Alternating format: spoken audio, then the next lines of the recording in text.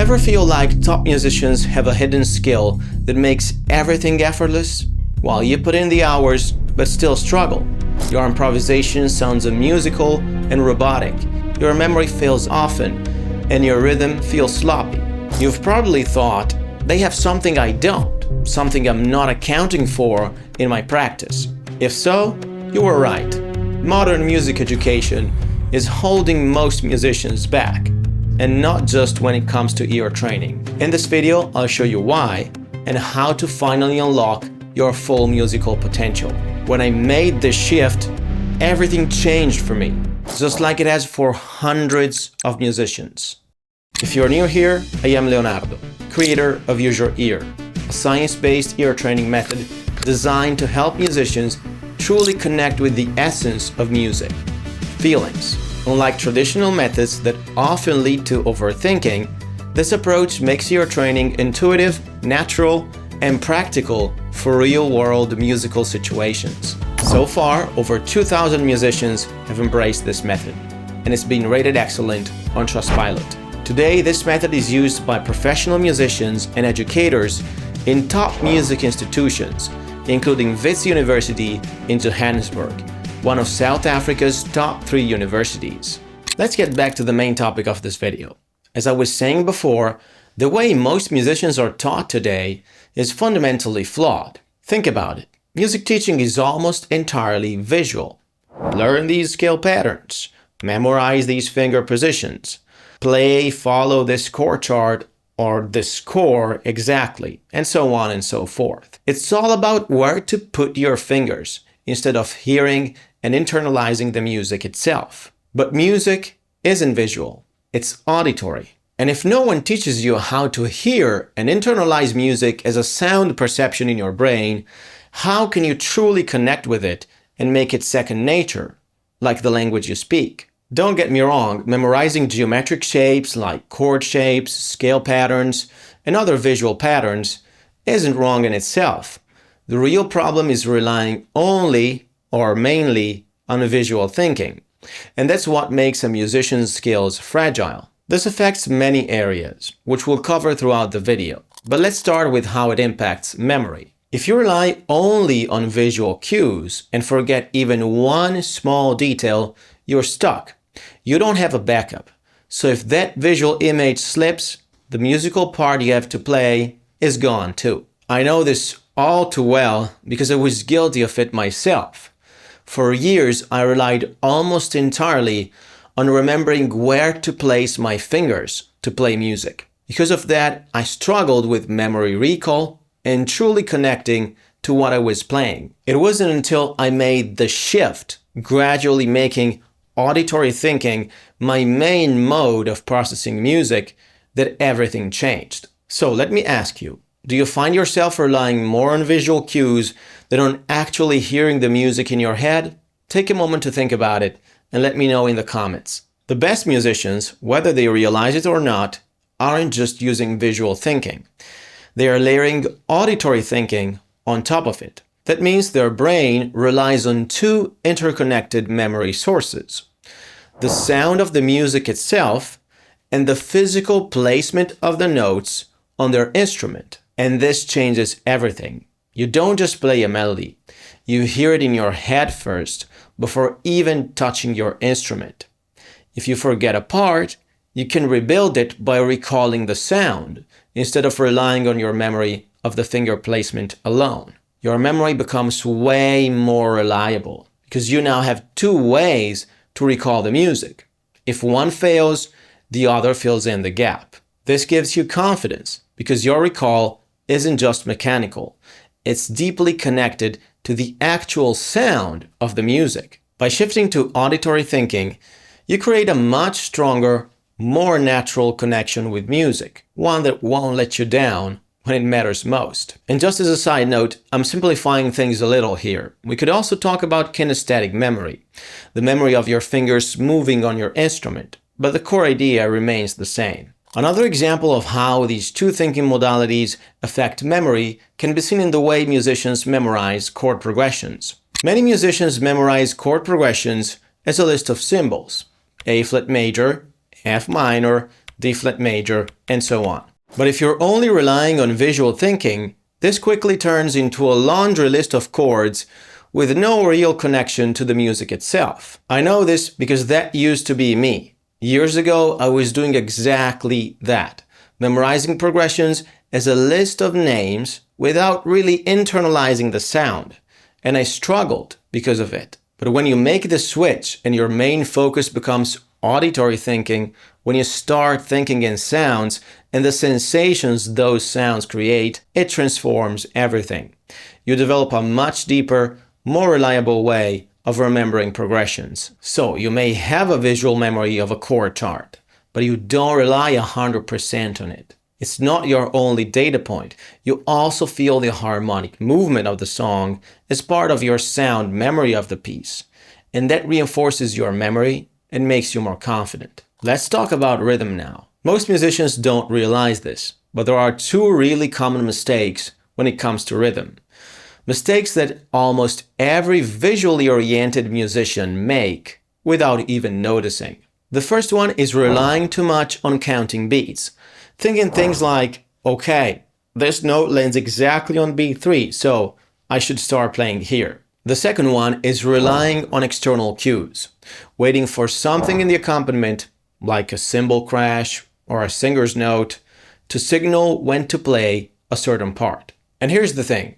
These aren't deliberate strategies. Most musicians don't even realize they are doing this.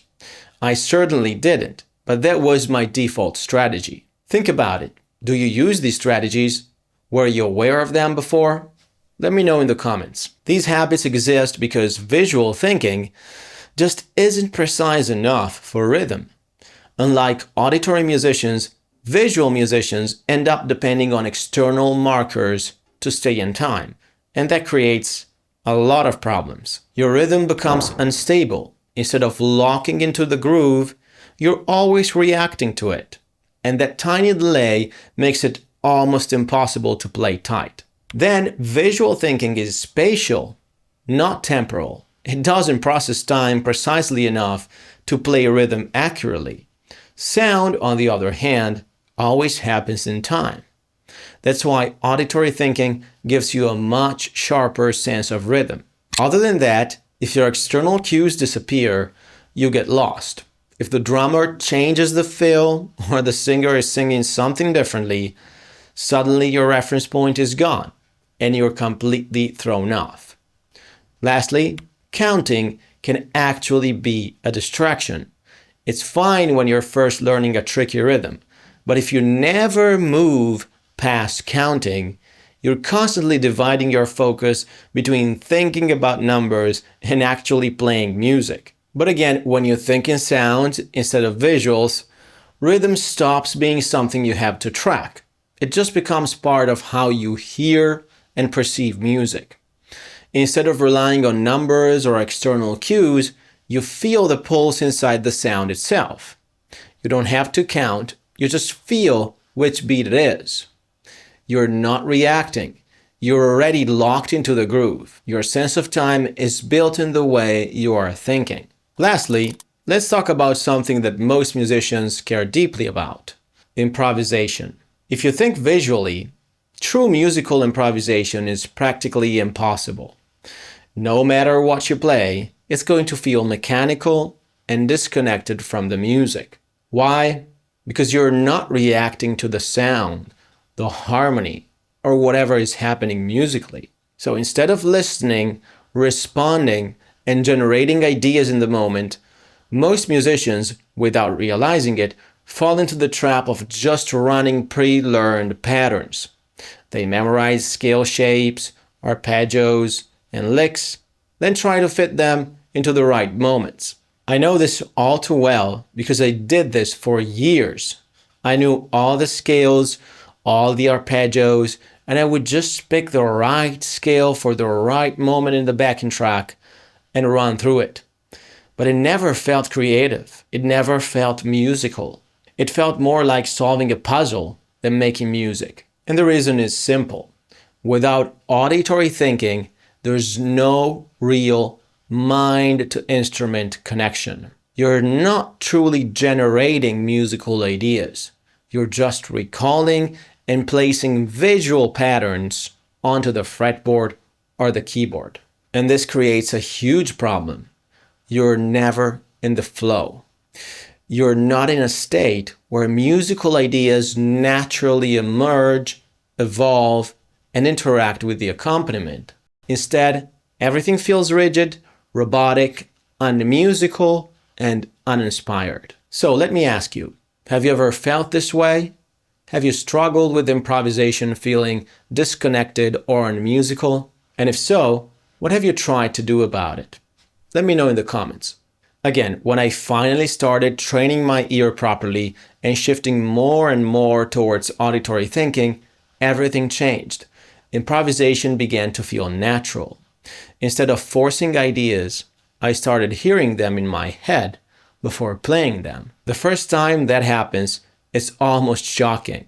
And while it takes time to refine, the impact on your confidence is immediate. No matter how long it takes, from that moment, you know that shifting from visual thinking to auditory thinking is the essential first step in developing a true mind-to-instrument connection, where your instrument truly becomes an extension of yourself. If you relate to what I shared in this video, struggling with memory, rhythm, improvisation, or even intonation in similar areas I haven't mentioned, then shifting to auditory thinking will change everything for you. And the good news, it's absolutely doable. We've helped thousands of musicians make this shift, and you can too. The first step is training your ear, learning to recognize notes and chords by ear alone, so you can translate what you hear onto your instrument effortlessly. As you go through this process, your musical imagination sharpens, and your ability to mentally hear music becomes clearer. I struggled for years with traditional ear training and saw no real improvement. And I'm not alone. Hundreds, if not thousands of musicians have faced the same issue. It wasn't until I researched the science of music perception that I understood how to develop true intuitive listening skills and break free from visual thinking. If you want to experience this shift for yourself, I encourage you to join our free workshop. We'll walk you through powerful, science-based exercises that you won't find anywhere else and share the fundamental principles that set our approach apart and make it significantly more effective than traditional methods. Click the link below, register for free, and take the first step toward transforming your ear and how you experience music. If you're not quite ready for the workshop yet, check out this other video where I reveal the #1 secret of ear training. The secret that explains why traditional ear training is actually counterproductive for most musicians.